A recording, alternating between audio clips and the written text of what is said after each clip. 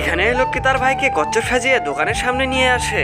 আরে এই তো আমাদের সব কাজ প্ল্যান মতো হইতেছে, তাড়াতাড়ি আপেলগুলো চুরি করে নিয়ে যেতে হবে।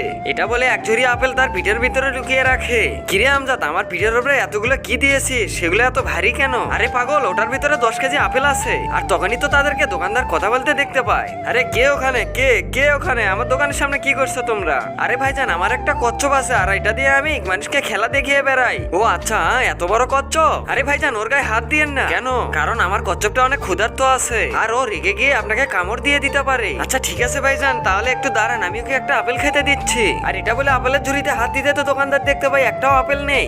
হাই এটা কি? আমি এখানে তো 10 কেজি আপেল রেখেছিলাম, সেই আপেলগুলো গেল কই? আরে দোকানদার ভাই, ভালো করে নিচের দিকে দেখুন। আর এটা বলেই তো সে সেখান থেকে পালিয়ে যেতে থাকে। আরে এরা আবার পালাচ্ছে কেন? বিষয়টা তো দেখতে হবে। এটা দেখার আগে মাকে তো আমরা সবাই ভালোবাসি। আজকে দেখবো কে কে মাকে ভালোবাসে। আর মাকে ভালোবেসে থাকলে ভিডিওটি লাইক এবং চ্যানেলটি সাবস্ক্রাইব করে দাও। আর আজকে আমি দেখতে চাই কে কে মাকে ভালোবাসে। আর যদি মাকে ভালোবেসে থাকো, কমেন্টে অবশ্যই আই লাভ ইউ মা লিখে যাবে। এই যে হারামি, দাঁড়া, আজকে তোকে ধরে ফেলেছি। তারপর কি হলো দেখতে চাইলে পার্ট 2 লিখে যাও।